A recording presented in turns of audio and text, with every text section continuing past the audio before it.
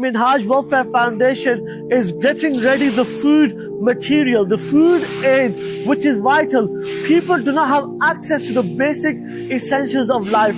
So, through your donations, we can provide a family with a food parcel. Just £25 can provide a family of 5 to 8 people with enough food security, so that they can provide some nourishment to their families. And this is again only possible because your contribution has made it possible. We're not just packing one, we're packing thousands and thousands. There are more than 1 million people in need in the Middle East right now who need your contribution and support. Minhaj Welfare Foundation, in addition to the food baskets, in addition to water and other essential aids, is getting these aids across the most important areas within Gaza.